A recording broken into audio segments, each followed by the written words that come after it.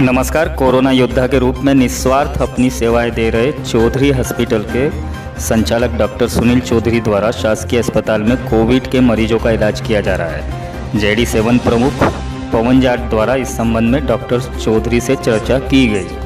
जी sir, आपके द्वारा corona मरीजों को देखा जा रहा है। रोज़ कितनी संख्या के मरीजों को देखा जा रहा है आपके द्वारा, और कितने ठीक हो रहा है उनके इम्यूनिटी की पावर को लेकर? मैं आपको बता दूं कि नागदा में जिस प्रकार कोरोना महामारी ने अपने पैर पसारे हैं, ऐसा लग रहा है कि एक विकराल रूप धारण कर चुकी है। अभी OPD में आने वाले 90% मरीज नहीं, 100% मरीज सर्दी जुकाम खांसी और बुखार से ग्रसित है, और घर के घर पूरे के पूरे घर वाले आ रहे हैं एक के साथ में एक, और ये उसमें से अधिकतर पेशेंट कोरोना से पीड़ित।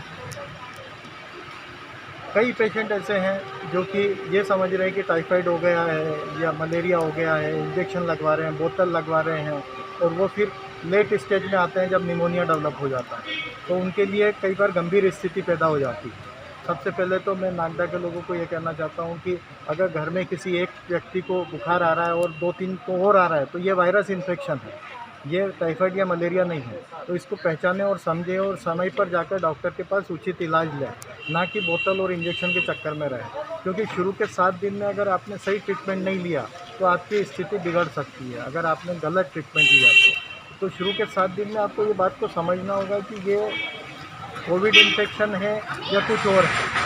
हल्का फुल्का बुखार आना, कई बार बुखार नहीं भी आता है, सिर्फ हाथ पांव दर्द होते हैं और कमजोरी एकदम से महसूस होने लगती है। खांसी नहीं भी रहती है या खांसी रहती है, कई बार हल्की फुल्की खांसी रहती है। आज ये समझता है कि ये सिर्फ कई बार थकान से हो गया, गर्मी से हो गया होगा, लेकिन ऐसा नहीं है। वो कोविड का एक लक्षण है, जो कि कोविड आगे चलकर कोविड निमोनिया में डेवलप हो सकता है। तो इस बात को पहचानें और तुरंत जाकर डॉक्टर से सलाह लें और उचित इलाज लें। आप शुरुआत में ही ये नहीं समझें कि हमें शुरुआत में CT स्कैन कराना है, एकदम से CT स्कैन के लिए नहीं दौड़ें। आप डॉक्टर के पास जाएं, डॉक्टर को दिखाएं, खून की जांच कराएं, एक्सरे कराएं। अगर उसमें निमोनिया आता है तो ही आप फिर CT स्कैन के लिए आगे जाएं डॉक्टर की परामर्श से। सिर्फ अपने हिसाब से CT स्कैन पर नहीं। पहली जांच कभी भी CT स्कैन नहीं होनी चाहिए। CT स्कैन डॉक्टर कहेगा तभी करवाना चाहिए। अधिकतर मरीज मेरे पास जो आ रहे हैं उसमें अधिकतर मरीज कोरोना के हैं, और वो विदाउट CT स्कैन, एक्सरे और खून की जांच से ही ठीक हो रहे हैं। माइल्ड टू मॉडरेट वाले जो सिम्टम्स है, 30 से 40% जिनको CT स्कैन में स्कोर होता है, 50% तक स्कोर वाले, वो सिर्फ होम क्वारंटाइन में दवाइयों के द्वारा प्रॉपर ट्रीटमेंट से ही ठीक हो रहे हैं। मेरे पास ऐसे कई मरीज हैं अभी जो नागदा के, जो ठीक होकर और अभी स्वस्थ जीवन जी रहे हैं। तो आप लोगों को ये समझना होगा कि कोरोना में हमें क्या करना है। अगर आपको सर्दी खांसी बुखार होता है तो आप डॉक्टर के पास जाओ, खून चेक कराओ, एक्सरे करवाओ। अगर उसमें सब ठीक है तो दवाई लो। घर में ऑक्सीजन चेक करो। ऑक्सीजन चेक करने का महत्व ये है कि आपको ये पता होना चाहिए कि ऑक्सीजन का लेवल कितना डेंजरस है। आपका ऑक्सीजन का लेवल 94 के ऊपर होना चाहिए नॉर्मली, लेकिन अगर मान लो सर्दी खांसी बुखार हो रही है तो एक 90 से 94 के बीच का लेवल जो है वो एक बफर जोन है, जहाँ की आपको एक अलर्ट, आपको चेतावनी रहती है कि 90 से 94 के बीच में है तो 90 के नीचे नहीं जाए। 90 के नीचे जाता है तो आपको हॉस्पिटल में एडमिट होना पड़ेगा या ऑक्सीजन की व्यवस्था करनी पड़ेगी, और साथ में प्रॉपर ट्रीटमेंट लेना पड़ेगा। अगर 90 के नीचे जाता है तो फिर आपके लिए थोड़ा सा खतरा बढ़ सकता है। तो इस बात को आपको पहचानना पड़ेगा, और अधिकतर मरीज घर में ही स्वस्थ हो सकते हैं। इधर उधर भागने की ज़रूरत नहीं है, बशर्ते ये कि आपके फेफड़े में ज़्यादा बड़ा निमोनिया नहीं होना चाहिए।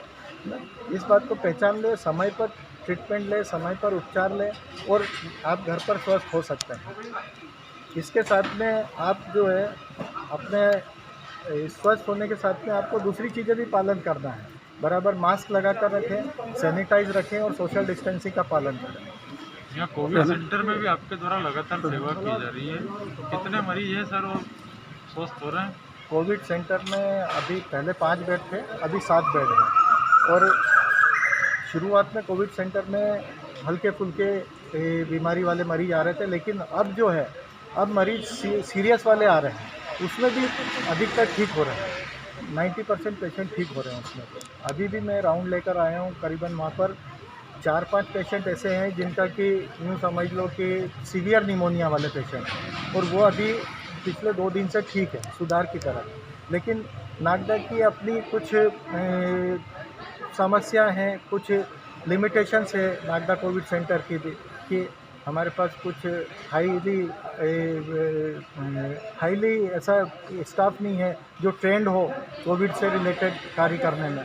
लेकिन धीरे धीरे सब सीख रहे हैं और काफ़ी अच्छा रिस्पॉन्स है, पेशेंट भी अच्छे हो रहे हैं, बहुत अच्छे हो रहे हैं। कितना स्वास्थ्य व्यक्ति प्रति क्या मतलब कुछ संदेश देंगे आप, जो स्वस्थ व्यक्ति है तो कैसे अपनी इम्यूनिटी बढ़ा, कैसे स्वस्थ व्यक्ति को एक तो रोज़ व्यायाम करें, व्यायाम में उसको एक अनुलोम विलोम अपनी एक्सरसाइज, ब्रीदिंग एक्सरसाइज करना बहुत ज़रूरी है ना। और ट्रेडमिल पर आप रनिंग करते हैं या फिर सांस, फेफड़े में सांस लेकर गहरी सांस लेना और छोड़ना, गहरी सांस लेना और छोड़ना, ये कम से कम 15 मिनट रोज़ करना ज़रूरी है। इससे ये पता लगेगा कि आपके फेफड़े, आप कितनी सांस लेते हैं। हमारे फेफड़ों के अंदर डेड स्पेस ज़्यादा हो जाती है, मतलब हम नॉर्मली सांस लेते हैं वो पूरी अंदर फेफड़ों के गहराई तक नहीं जाती है। गहराई तक सांस को जाने के लिए लंबी सांस खींचना पड़ती है, तो वो लंबी सांस खींच पाते हैं।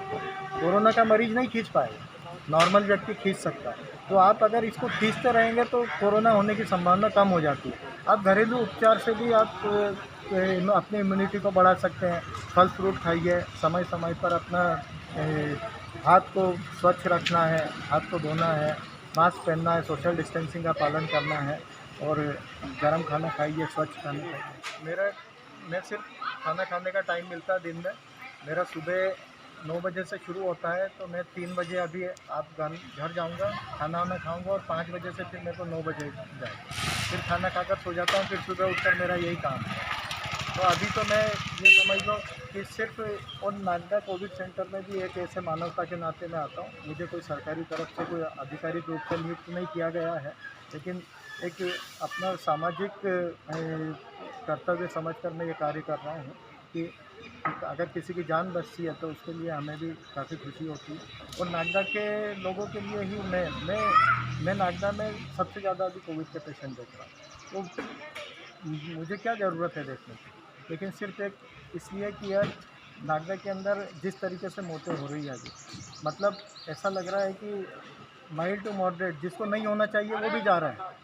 तो वो एक इलाज के अभाव में ऐसा हो रहा है या समय पर सही इलाज नहीं मिलने से हो रहा है। मुझे ऐसा लगता है कि मैं लोगों को सही इलाज सही समय पर दे सकता हूँ, जो कि एक एमडी होने के नाते दूसरे नहीं दे सकते। अगर मैं भी दूसरों की तरफ बैठ जाऊंगा तो फिर लोग कहाँ जाएंगे ना।